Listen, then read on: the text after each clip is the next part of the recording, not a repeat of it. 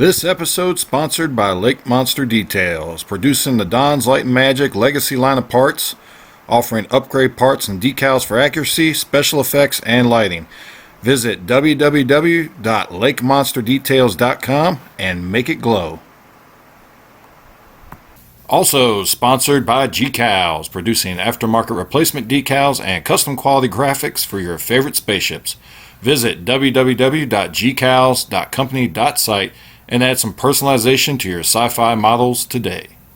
Also sponsored by Mask Design, boldly going where no masking kit has gone before.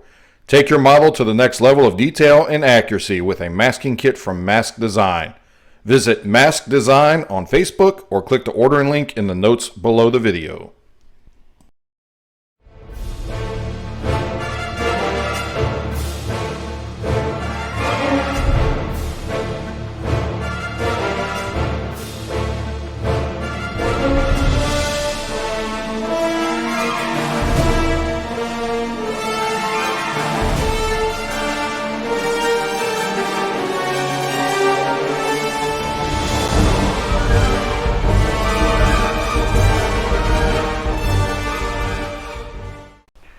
Hey, what's up, fellow modelers? Will here. Welcome to the Engine's Chair. This episode, we are going to continue to work on the exploding Death Star. And you can see here, this is where we'll be at the end. This is what I've gotten done so far, this center band.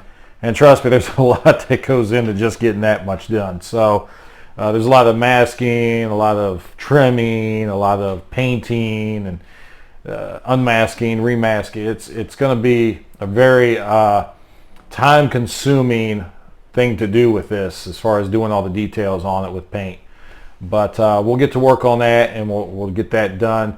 But before we get started, just a big shout out to Gary over at Mask Design. If you notice in the opening credits, I have a new sponsor, and that is Gary over at Mask Design, and I appreciate him for sponsoring me and partnering with me in modeling. And if you've been watching my videos, you know that I have been using Gary's mask. I love Gary's mask. He does the greatest job of detail and accuracy on these masks. So with the Death Star, the Enterprise A, and then he is sending me the masking set for the Grissom. So once I get those, I will have 3 models in process at the same time. And all 3 of those models will be using Gary's masks because I think he does the best job at being accurate with his masks, and as far as instructions and making it easy to follow like this is. It's pretty much step by step. Once we get done with this, he's got other videos I'm going to put links for in the notes below where he's done videos as far as doing the painting on this, which I'm going to use. I'm not going to just do everything my own way. I'm going to use some of his suggestions as far as how to get this done because it's his masking set. So but anyway, guys, I appreciate it. Appreciate Gary for reaching out and joining with me. So let's get into it, shall we? Give me a minute. I'll put you on the bench. We'll get to work. All right, guys. So I got this painted up, and she's all ready for the masking and to start doing the all the panel lines and everything. So what I did was the next thing we need to do is we need to make a line right around the center line of this globe. And what I did was I measured from this top point to the bottom point, and that came out to be about 50 centimeters, not millimeters, 50 centimeters. So halfway point would be about 25 centimeters. So originally what I did was I took a piece of paper, I measured out 25 centimeters, and I tried measuring it from the top to the center line, and the bottom of the paper would have been the center line. The problem I ran into is that these gaps vary all the way around. They're not necessarily the same, so I was ending up with the line a little bit up or above, not much, but 2 or 3 millimeters sometimes. Put a piece of hair on there, a little bit higher or lower. So what I started doing was I actually took this and I measured from this gap to this gap, and I believe that was I think that was 5 centimeters. No, sorry, it's about 20 centimeters in between those 2 gaps.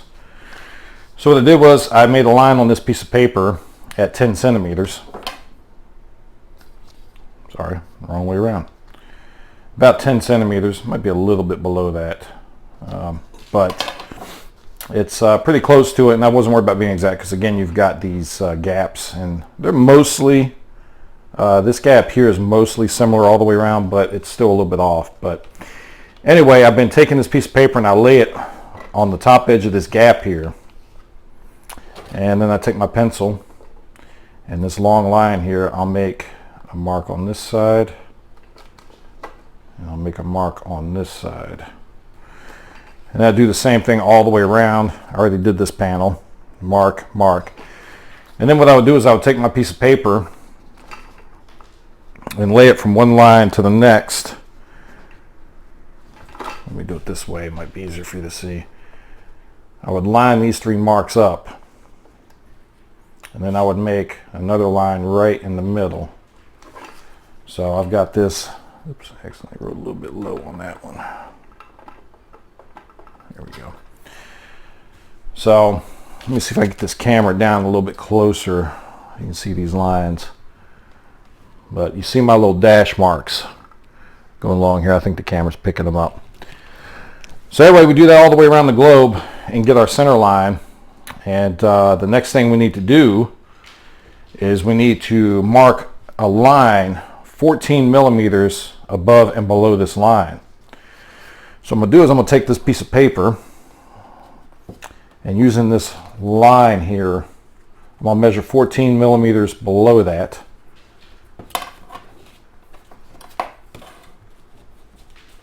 On both sides of the paper.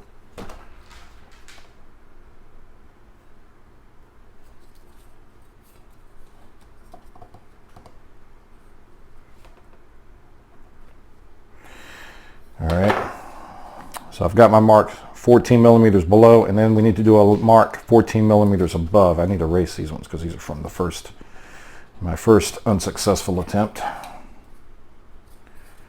we're going to measure 14 millimeters above.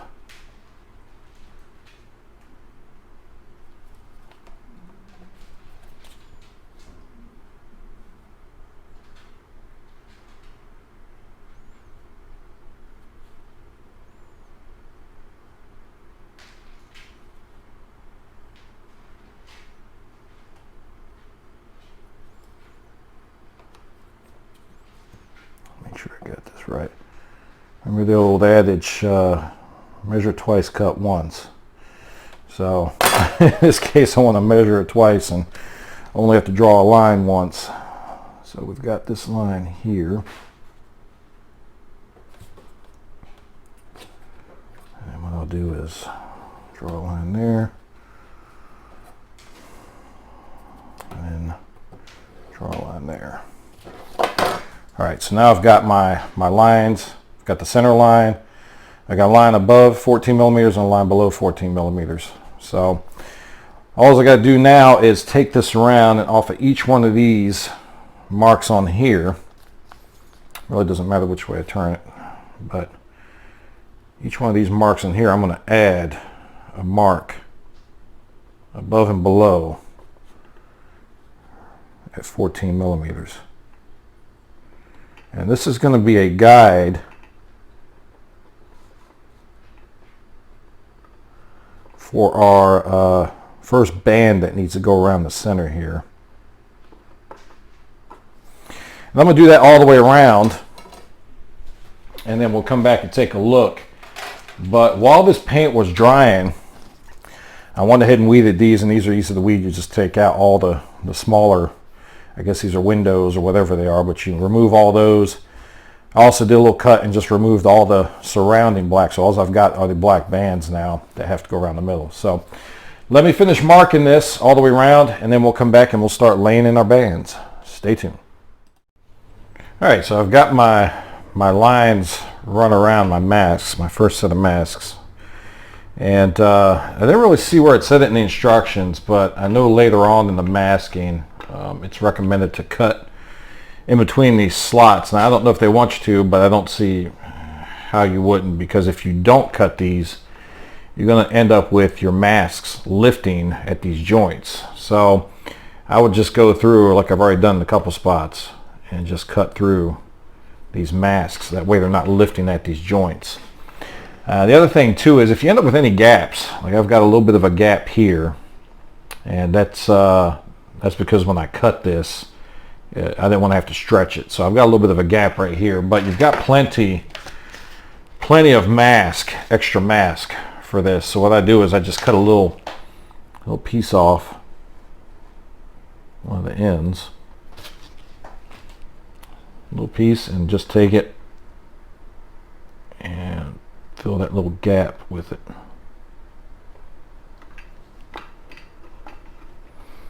Alright, so get that gap filled. And then also what I recommend doing, what I've been doing, is going around and just double checking and making sure that you should have about a 5mm gap in between this bottom edge and top edge of these lines. So you should have about a 5mm gap in there, is what it's looking like. So I've just been going around and double checking my measurements just to make sure. Again, just cutting these at these joints so I don't get any lift on these, because what will happen is if you get lift on this while you're painting it, you're going to end up with you know, some paint getting up under your mask, and that's not going to look good at all.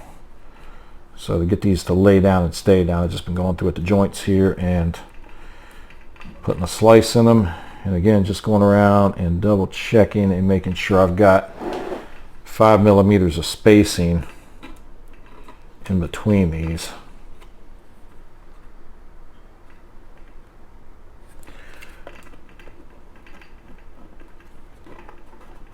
All right, now you see this one, I have a window right on that gap, so I'm going to need to fill that in. So I'll cut another little piece off here.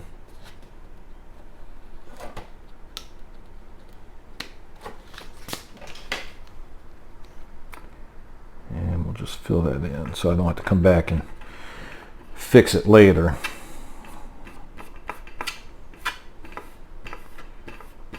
Alright, I'll cut this one here. And get that laid down. And just double checking to make sure I've got that 5mm gap in there.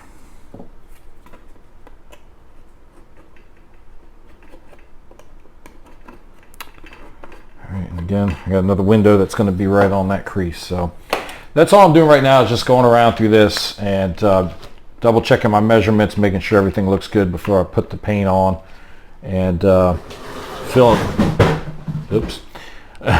in little gaps here and there that pop up. So give me a bit, work on this, and we'll come back and take a look. Alright guys, so now what I'm doing is just turning this around. And I didn't mention, but let's see if I can get the camera on it.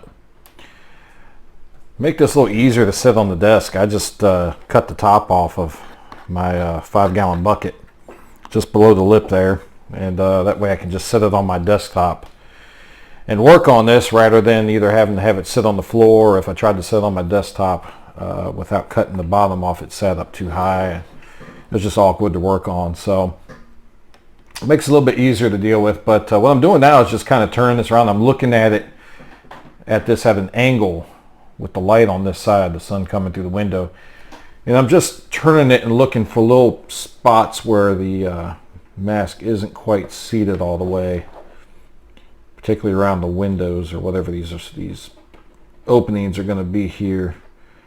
But I just want to go around and make sure that I don't have, and I don't think the camera's picking up, but see, I got a couple of spots here where the mask is puckered from where you have to kind of bend it around this circle here, and didn't quite lay flat when I first put it on there. So I just want to come around and make sure that I've got all these spots where these openings or these windows, whatever these are, where I've got these openings in the mask. I want to make sure that they're laying flat, that way I don't get any paint bleed when I go to paint this and end up having to do too many corrections to this, because I don't want to have to mess with it if I don't have to.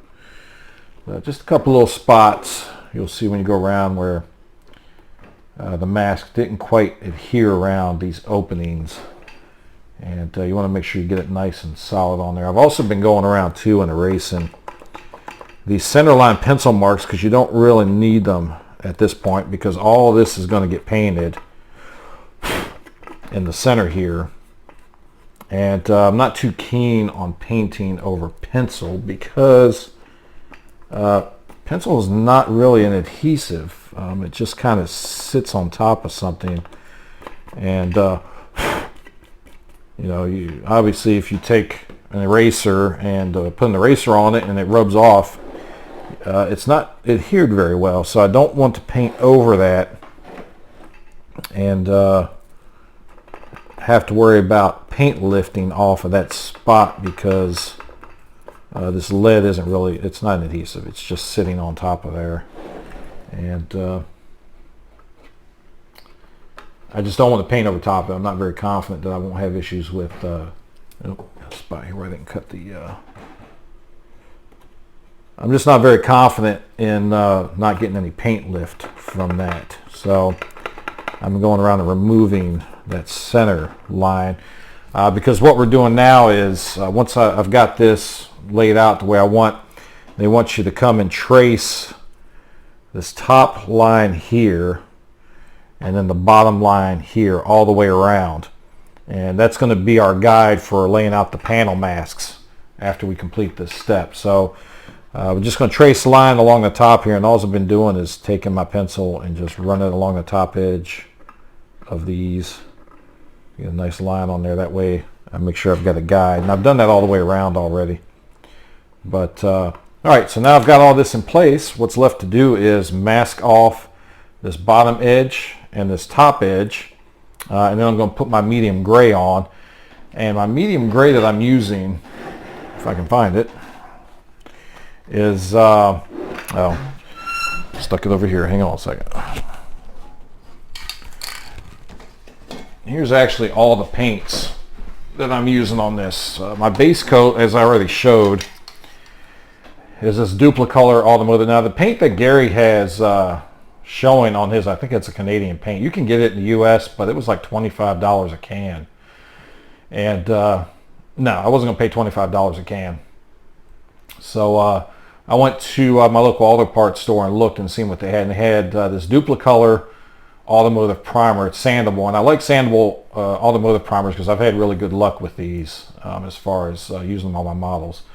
But so I've used that as the base, and then for the medium gray, I have this folk art. I don't know if that's in focus. Let me see if I can focus this a little bit better. But what I've got is this folk art medium gray, because if you've been watching my videos, you know I like craft paints. But I got this folk art medium gray, so that's my medium gray that I'm going to use.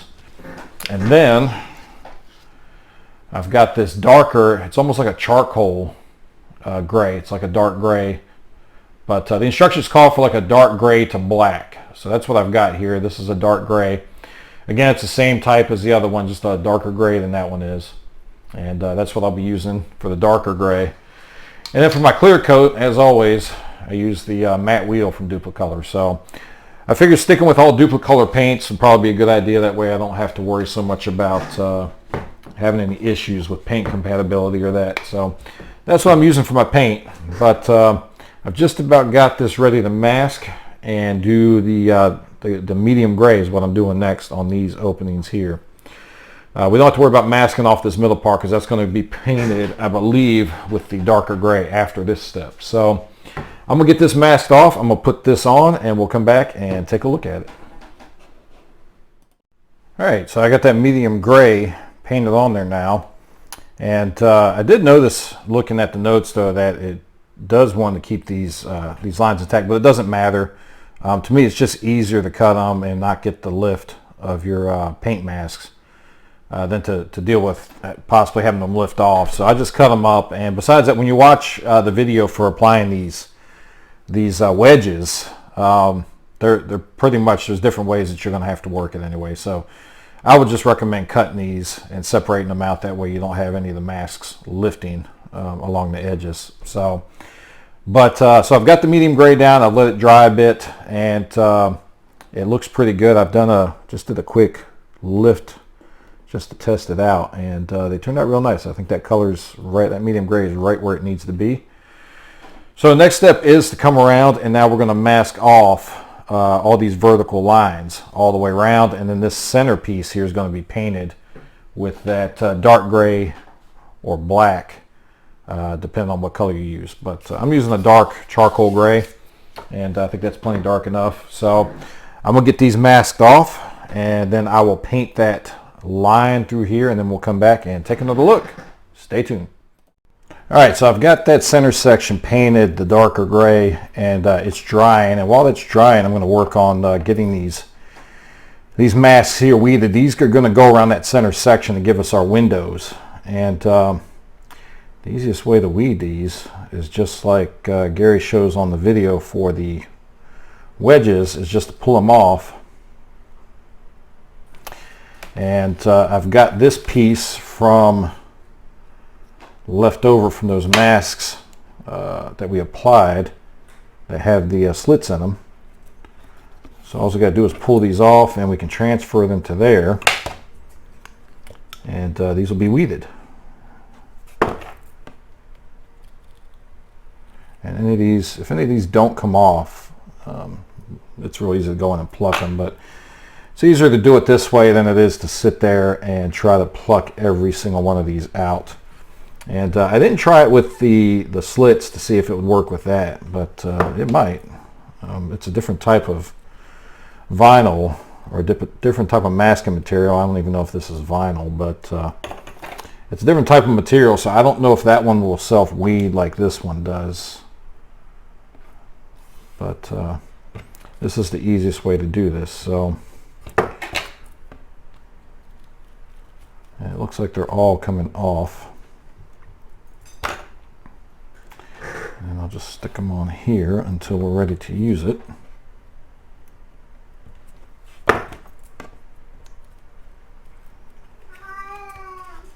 Here goes my cat.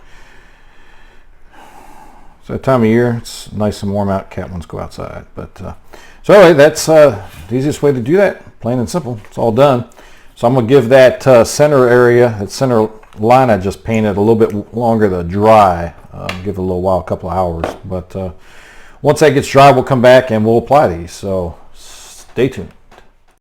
All right, guys. So I've got that mask in place, and I did have a couple windows that didn't come out that I noticed, and I had to pull them out. So I've weeded all the windows out, and you just want to center this piece of masking as best you can over the darker color. And where you see this tape at, I had a couple windows where they fell part way on a seam. So I just went and covered those over so I don't it's not going to look right if I did paint it. So it's just easier to cover those over rather than have to come back and clean it up later.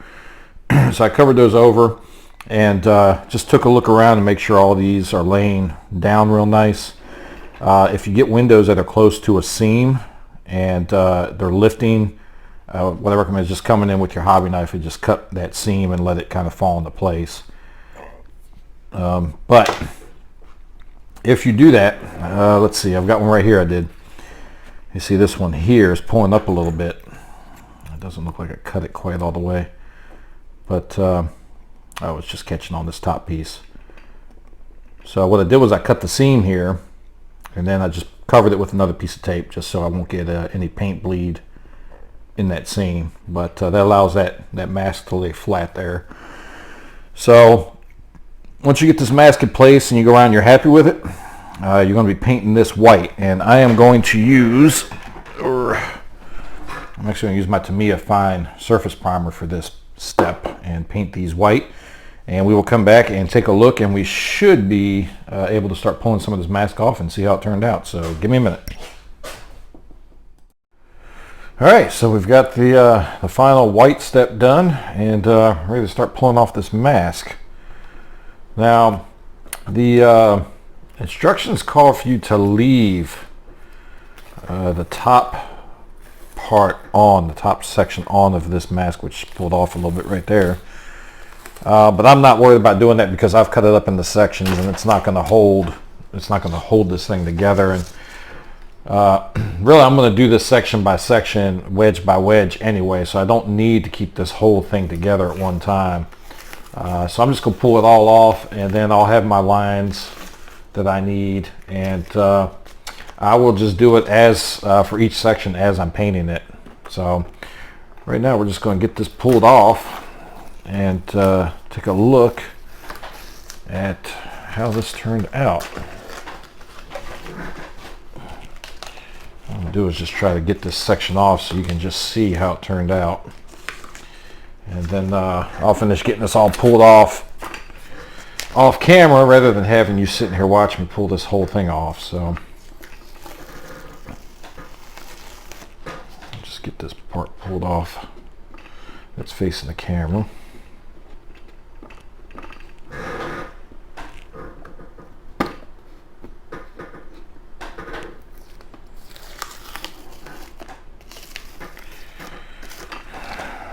That medium gray looks like it turned out really nice from the pieces I've seen come off so far. Let's get this pulled back.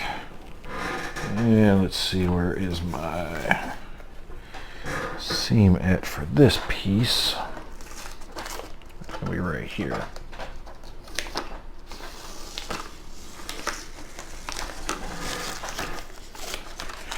I will have to touch this up a little bit with a little more of the light gray. It looks like I got a little bit of overspray even with everything in place. I got a little bit of overspray from the darker gray. But that's no big deal. I can touch that up and it'll be ready to paint. So let's see. Let's pull off these masks now.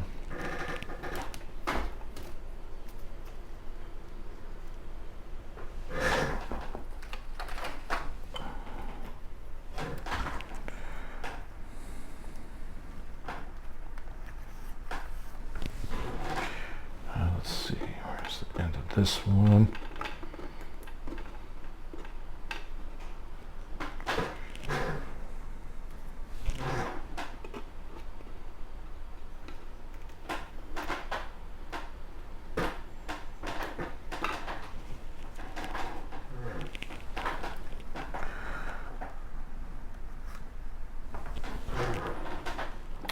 And let's see if we can get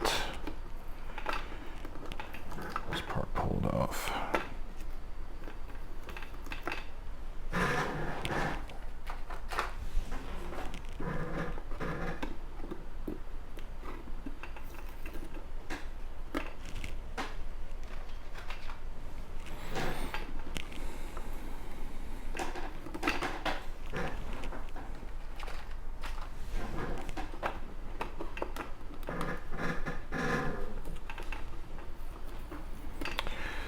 Yeah, that medium gray turned out real well. So I'm real happy with how that turned out. I think these colors are going to work out nicely. Let's just get now I may have a little bit, I don't know, that might be on the mask. Yeah, that's on the mask.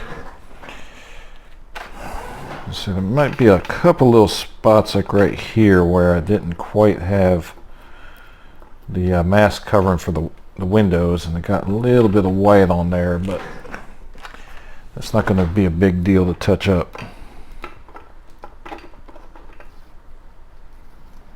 It's only in a couple little spots though, so that's good. And I'll pull this one off.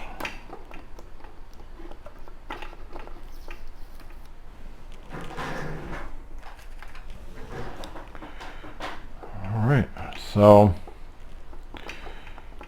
you pretty much get an idea. You can see how that turned out there. These lines here are the pencil lines, which I'll erase later, or they'll get painted over one or two. Like I said, I prefer to erase these before I paint, but you can see how that turned out. It turned out pretty nice. I've got a couple little spots where it looks like my mask didn't quite lay down all the way. A little bit of bleed, But again, not very difficult to touch up. I'll just either take that off because there's a clear coat on here. The good thing about using the craft paints, if you haven't watched my videos and seen me use these before, is I can just come in here with a wet Q-tip and take that off and then remask it and repaint it. And so that's an easy fix anywhere I see any of that, which right now this is really the only spot I see where it looks like it may not have sat down all the way on there. But with that being craft paint, it's an easy fix. I'll take a Q-tip, it'll come off, it won't hurt the paint underneath because this has been clear coated, and I can take that off and then remask it and repaint it, and it'll be perfect. So I am going to finish taking the rest of this off and inspect the rest of it, and I'll come back and we'll talk about what we're going to do next. So give me just a minute.